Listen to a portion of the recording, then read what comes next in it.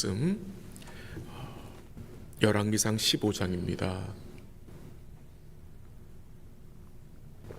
열왕기상 15장 1절에서 8절까지. 열왕기상 15장 1절에서 8절까지 우리 한 주씩 교독하기로 하겠습니다. 15장 1절 하나님 말씀입니다. 느밧의 아들 여로보암 왕 18째 해에 아비암이 유다 왕이 되고 예루살렘에서 3년 동안 다스리니라. 그의 어머니의 이름은 마아가요 아비살롬의 딸이더라.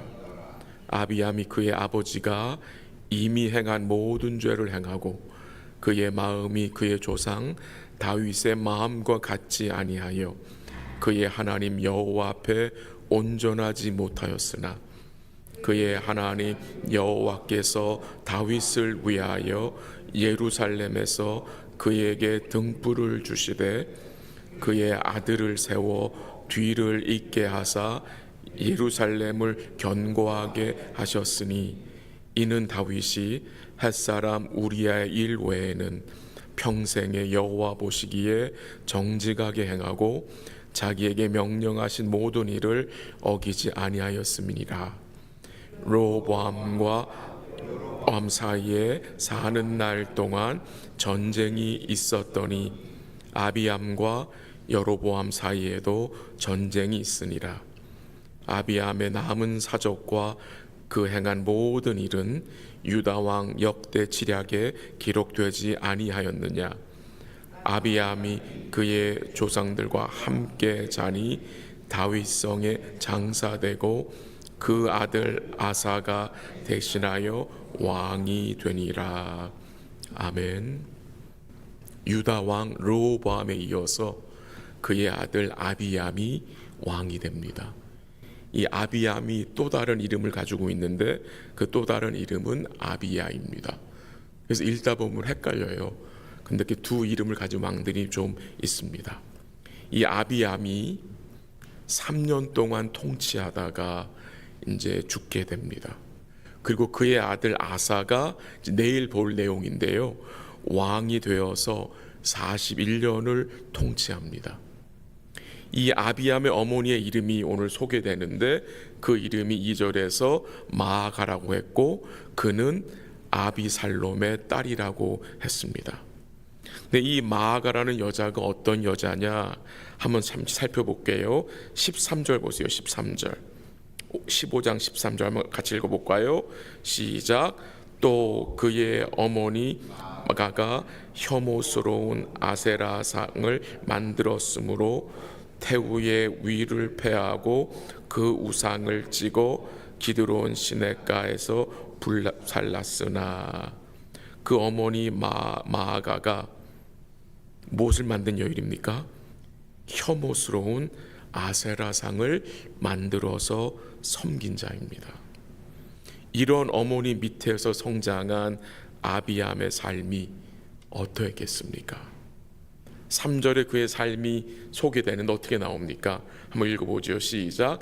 아비암이 그의 아버지가 이미 행한 모든 죄를 행하고 그의 마음이 그의 조상 다윗의 마음과 같지 아니하여 그의 하나님 여호와 앞에 온전하지 못하였으나 라고 증거합니다. 이미 그는 아비암은 아버지 르호보암이 행한 죄를 이미 행했다고 증거합니다. 그 르호보암이 행한 죄가 어제 본문 소개가 됐었지요. 산당과 우상과 아세라상을 세웠고 그 땅에 남색하는 자가 있게 하여 신전에서 그 관계를 맺게 하였고 가나안 민족의 모든 가증한 일을 본받은 그 아버지 르호보암의 죄악을 이 아들 아비암이 그대로 행했다는 것입니다. 그리고 오늘 본문에 보면은 그 3절 하반절에 보니까 우리가 읽었지만 이 아비암에 대한 평가가 나옵니다. 어떻게 평가합니까? 그 3절 하반절에 보니까 그는 다윗의 마음과 같지 아니하여 그의 하나님 여호와 앞에 뭐하지 못하였다? 온전하지 못하였다 라고 소개가 됩니다. 이 말씀을 보면 이 남유다에 소망이 있어 보입니까? 없어 보입니까? 전혀 없어 보입니다. 망해야 할 나라 아닙니까? 망해야 합니다. 근데 오늘 본문에서 하나님이 이 범죄한 아비암과 그의 백성들에 대해서 무엇을 약속하십니까? 4절 한번 읽어볼까요? 4절 시작. 그의 하나님 여호와께서 다윗을 위하여 예루살렘에서 그에게 등불을 주시되 그의 아들을 세워 뒤를 잇게 하사 예루살렘을 견고하게 하셨으니. 3절과 4절이 완전히 반대가 되죠.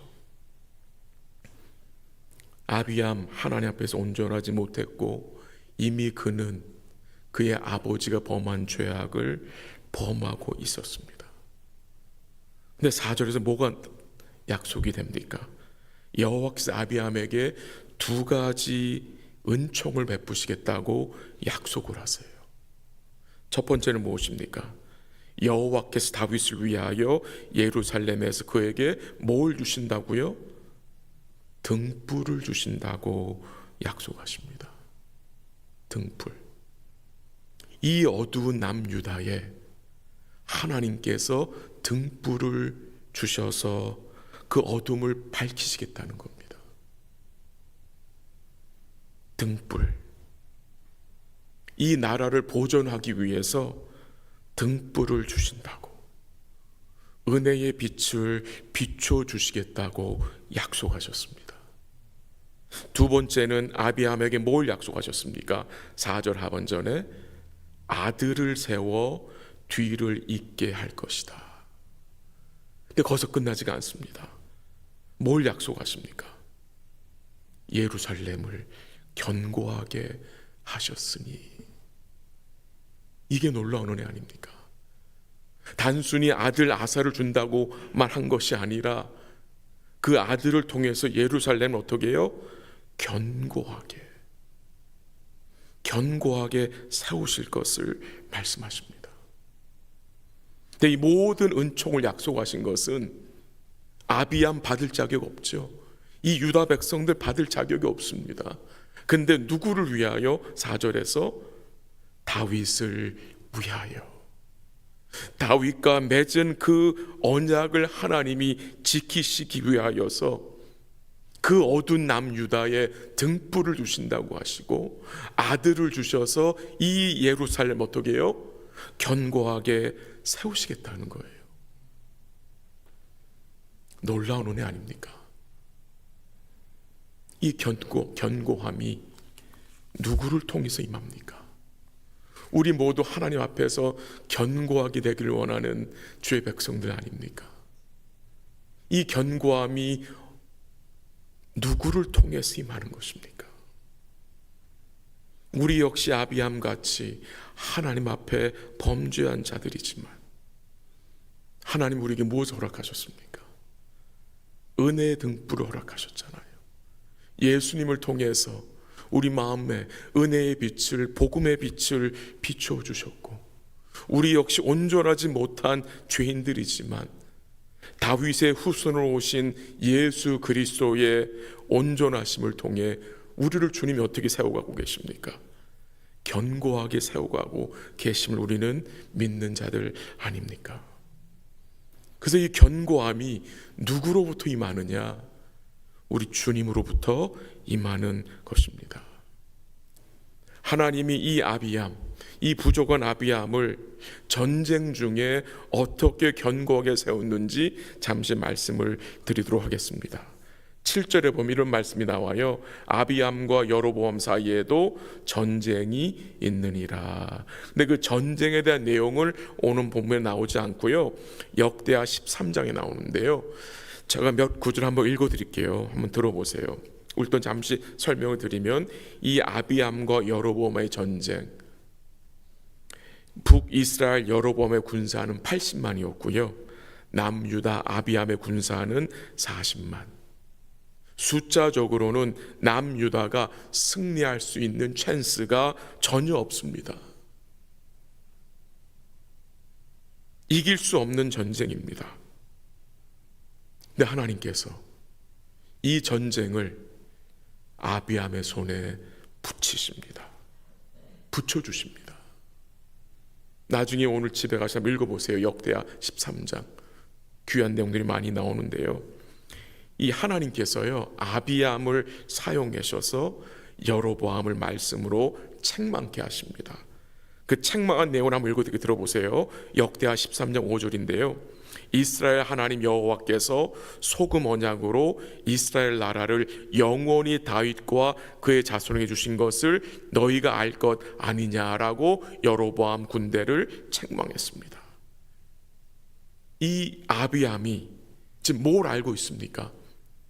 하나님이 다윗과 맺은 그 소금 언약. 왜 소금 언약이냐? 변치 않는 그 은혜의 언약을 아비암이 의지하고 그 언약에 대해서 여로보암 군사에게 증거하고 있습니다.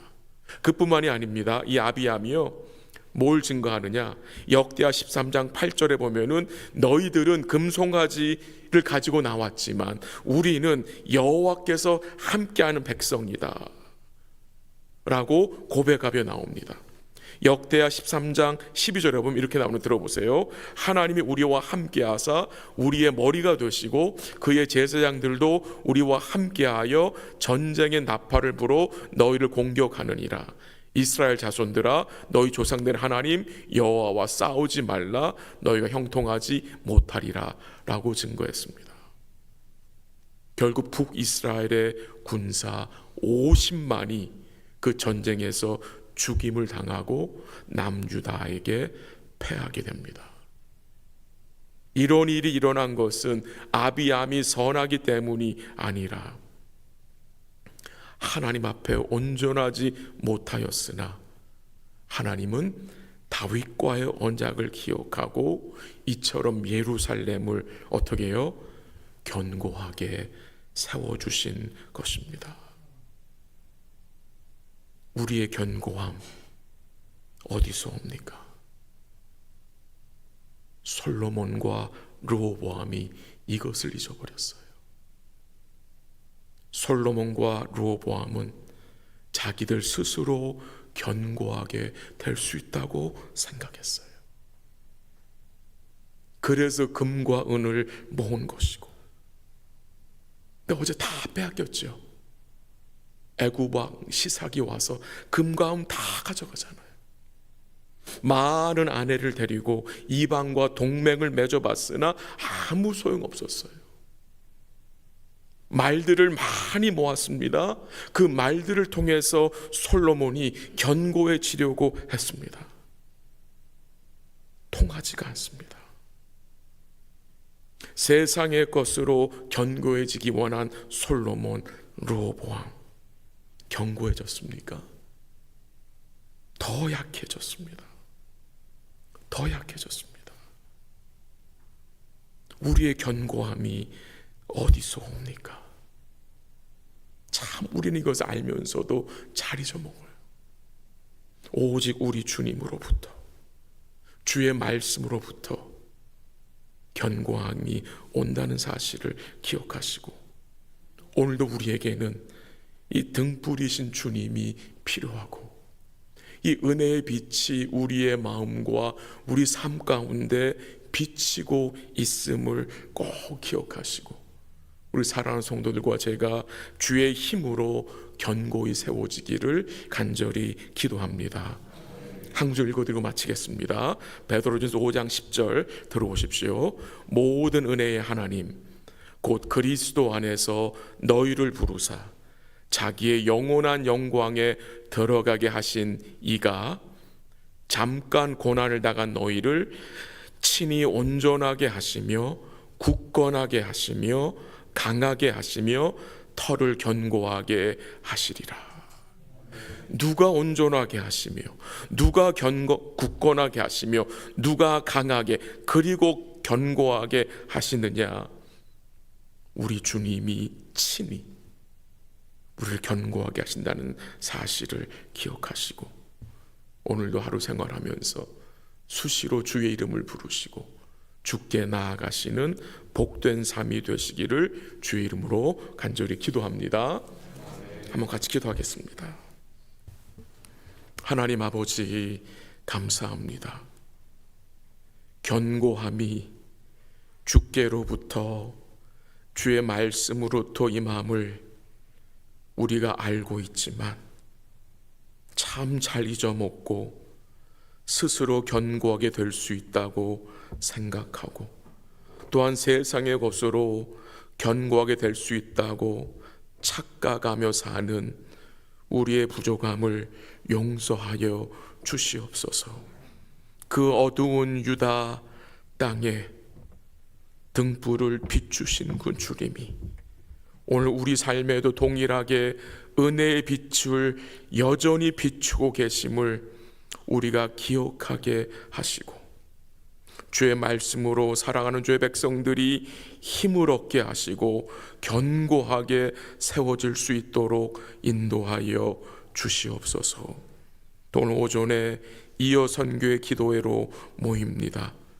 기도에 힘쓰는 주의 백성들을 복되게 하옵시고 감사함으로 깨어 기도하는 주의 백성들에게 은혜와 긍휼로 충만케 하옵소서.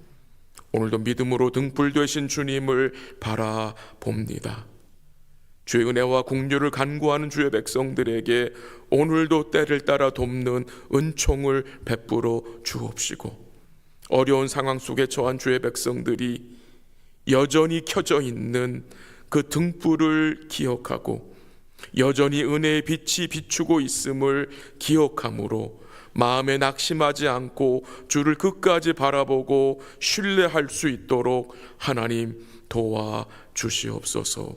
오늘도 우리를 견고케 하시는 우리 주님을 굳게 붙잡고 믿음으로 살아가는 복된 날 될 수 있도록 성령께서 인도하여 주시옵소서. 모든 것 주께 감사드리며 예수님의 이름으로 기도합니다. 아멘. 기도하시다가 돌아가시기 바랍니다.